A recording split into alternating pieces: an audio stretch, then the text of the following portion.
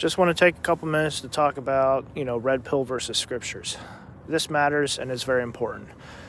The thing is, it doesn't go against scriptures at all, and there's a lot that talks about how we need to, renew our heart, renew our mind, and how change starts on the inside, the personal qualities. The outside stuff is like changing your diet, cutting out things that are ultimately going to be bad for you. A lot of extra sugar, a lot of extra saturated fat, stuff like that.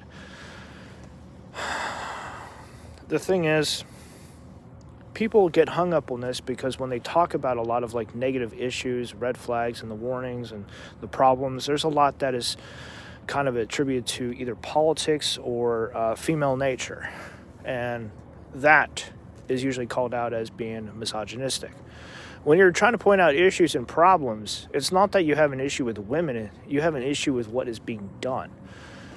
A lot is revolving around money and monetization because frankly, we all need to make money, but sometimes we make money in the wrong ways that hurt us or hurt each other. I'm not exactly talking about OnlyFans here, but that's like a good example. The thing is, red pill content is basically warnings and red flags. And I believe that the two can be combined in a way that is very helpful and positive, in a way that we can use to fix ourselves. How that looks is going to be very different for each and every person out there. I can't exactly offer much more than what worked for me and advice and thoughts that have been passed on and other bits of understanding.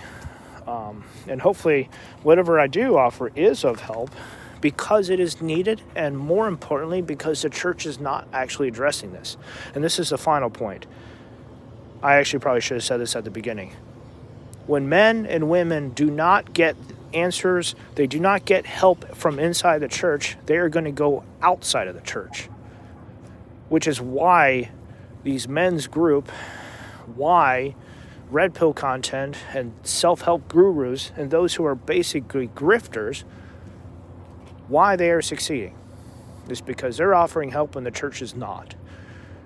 Yes, money is needed to help fund ministries, but they're putting money ahead of everyone and everything else that needs help. Some of the mega churches have actually been in trouble for this, unfortunately, and they've really hurt a lot of people. People need to come first, not churches. And I'm talking about this from focusing on our society, which is broken currently.